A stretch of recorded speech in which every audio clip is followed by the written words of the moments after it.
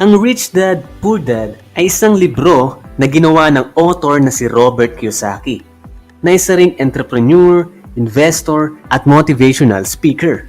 Ang kwento na ito ay umiikot sa kanyang poor dad, which is yung biological father niya, na isang highly educated na tao na may PhD pa pero nahihirapan pa rin sa pera. And kay Rich Dad na father ng best friend niya na sa kabila ng umabot lamang ng 8th grade ay isa sa magiging pinakamayaman na tao sa Hawaii. Sa pakipaghalubilo niya sa dalawa niyang tatay ay nakita niya ang pinagkaiba ng mindset, decisions at financial intelligence ng kanyang Rich Dad at Poor Dad. Napakaraming matututunan sa libro na ito, especially kung nagbabala kayong mag-business or naghahangad magkaroon ng financial literacy. Kaya I suggest na basahin nyo ng buo ang libro na ito. Pero kung interested pa kayo sa topic na ito, please comment part 2 para makover natin ang iba pang parte ng libro. Okay, let's go! Number 1, bumili ng assets at hindi liabilities. Ito ang number 1 na sekreto ng mayayaman na tao sa buong mundo na maaaring hindi mo alam. Teka, in simple terms, ano ba ang assets at liabilities? Ang assets ay ang mga bagay na nagbibigay sa iyo ng pera. Ang liabilities naman ay ang mga bagay na nag-aalis sa iyo ng pera. Ngayon, ano ang mga halimbawa ng assets? Una ay business, investments na pwedeng mga stocks, mutual funds, etc. Pwede ring rental properties at marami pang iba as long as nagbibigay sa ito ng pera at maaaring tumaas ang value sa paglipas ng panahon. Ang mga liabilities naman ay kotse, mamahaling gadgets, mortgage sa bahay, at iba pa na binibili mo na di naman nakakatulong upang magkaroon ka ng pera. Kapag bumili ka ng kotse, puro gastos na ang sunod niyan. Kailangan mong gumastos sa gas, sa maintenance, insurance, accessories at iba pa. Ganun din sa bahay kapag bumili ka ng bahay, pero hindi sapat ang pera mo. Ang mangyari naman sa iyo ay utang or loan. And it costs money kada buwan. At may gastos ka rin sa kuryente, tubig, maintenance, pagpapagawa, or pagpapaganda sa bahay mo. Sa mga gadgets din, ganun. Bibilin mo ng pagkamahal pero sa pagtagal ng panahon ay mawawalan din ng value. Dahil kada taon ay nagre-release ang mga kumpanya ng upgraded gadget na binili mo. And owning a gadget halimbawa ay cellphone, gagastos ka rin kada buwan sa load, internet, accessories at kung ano-ano pa. In short, mas lalo kang nawawalan ng pera sa paglipas ng panahon. Teka, bumibili rin naman ng liabilities ang mayayaman ha? Oo, tama ka. Pero ang pinambibili nila rito ay galing sa assets. Para mas madali mong maunawaan, ganito yan. Kapag pumasok ang income, dapat ay pumupunta ito sa assets. Tapos, ito ang bibili ng liabilities over time. Ganito ang sa mahirap. Pagpasok ng income, diretso sa liabilities at zero sa assets. So, anong nangyayari? Itong liabilities mo ay dadagdag din sa expenses mo. At isa ito sa dahilan kung bakit mahihirapan kang makaalis sa sitwasyon mo ngayon. In short, stuck ka sa rat race. Kung hindi mo mapapalaki ang assets mo, hindi ka magiging mayaman. Nakakatawa isipin na ang isang tao ay takot mag-invest sa negosyo o sa stock market dahil posibleng malugi, pero willing na bumili ng magarang kotse na siguradong bababa ang value at pagkakagastosan mo rin ng pera. Number 2, pera ang dapat nagtatrabaho para sa iyo at hindi ikaw. Marami sa atin ang nagtatrabaho para sa pera, lalo na kung ikaw ay isang empleyado. Pero kung gusto mong maging mayaman, kailangan na ang pera ang nagtatrabaho para sa iyo. Maraming tao kasi ang nakafocus sa sahod nila, imbes sa assets. Sasabihin ay ganito, mas malaki ang sahod ko kaysa sa iyo. Kung si Juan ay kumikita ng 30k kada buwan at si Pedro ay kumikita naman ng 15k kada buwan, pero parehas lang naman sila ng spending habits. So halos lahat papunta lang sa liabilities. So useless din kahit malaki pa ang sahod mo kung wala ka ring assets na nakukuha along the way. So ang nangyayari ay patuloy kang magtatrabaho para sa pera. Kapag nagtatrabaho ka para sa pera, nakatali ka sa oras. At sa loob ng isang araw ay mayroon lang 24 hours. So kung kakayanin mo ba magtrabaho up to 24 hours para lumaki lang ang kita mo? Pero paano kung meron kang mga assets na nagtatrabaho para sa'yo at nagbibigay sa'yo ng pera passively na hindi kailangan isakripisyo ang oras mo? Anong mas pipiliin mo? Katulad nga na nangyari sa Poor Dad ni Robert Kiyosaki na patuloy na nagtatrabaho para tumaas yung income niya kada buwan. Pero ang hindi na nagawa ay mag-invest para sa mga assets niya. So ang nangyari, namatay ang Poor Dad ni Robert na may utang at mga babayarang bills. Hindi katulad ni Rich Dad na nag-focus sa pagkuha ng mga assets na naging dahilan upang itong mga assets na ito mismo ang magtrabaho para sa kanya at mamamatay na may pamanang assets sa pamilya at hindi puro utang.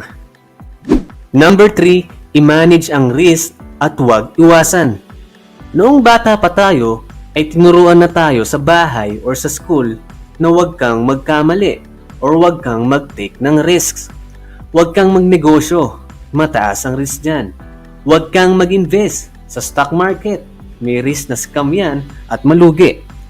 Itong mga turo na ito ay masyadong defensive at magdudulot lang ng takot at hindi mo pagali sa iyong comfort zone. Sabi ni Rich Dad ay ganito, "Often in the real world, it's not the smart who get ahead, but the bold." Tandaan niyo yan. So sa buhay, kailangan huwag kang matakot, imbis ay umatake ka o sumugod ka. Ito naman ang sabi ni Poor Dad, "Keep it safe and avoid risks." Pero kung iisipin mo, kung gusto mong umabante sa buhay, ay kailangan mong humakbang. Lahat ng hindi kikilos ay mapag-iiwanan. Kung play safe ka lagi, mamimiss out mo ang mga opportunity na maaring magbigay sa'yo ng mas malaking kita. Kunyari, ay sumali ka sa takbuhan. Tingin mo ba maaabot mo ang finish line kung hindi ka tatakbo? So kailangan mong tumakbo. Sa basketball, para manalo, kailangan mong umatake at umiscore ng mataas sa kalabang team. Parte ang depensa sa laro. Pero kung puro ka lang depensa at walang atake, hindi ka mananalo. Kung after mong dumepensa at hindi ka naman umatake, hindi ka rin makakascore. So bottom line, you need to attack or score. Sa lahat naman ng parte ng buhay ay may risk. Pero dapat matuto kang harapin ito. Kung empleyado ka ngayon at may opportunity kang magnegosyo pero di mo ginawa at hindi mo binago ang mindset, habits at action mo, panigurado, in the next 5 years, empleyado ka pa rin. If new viewer ka, please subscribe. Thank you. Number 4, matutong magbenta. Kung gusto mong maging mayaman, kailangan mong matuto kung paano magbenta or mag-sell.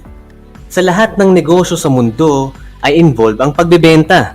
Pero teka, Mang Johnny, mahihain ako at ayoko magbenta or wala akong alam sa pagbebenta. Okay lang yan, parehas lang naman tayo dahil mahihain din ako. Pero you need to overcome that fear. Kung hindi ka magbebenta, hindi ka magkakapera. Hindi mo lang napapansin pero sa paligid mo, involved lagi ang pagbebenta. Directly man or indirectly. Pag sumakay ka sa jeep, anong mas pipiliin mong sakyan? Yung mukhang kakarag-karag or luma? O yung mukhang bago at matulin? Siyempre, doon ka na sa mukhang bago.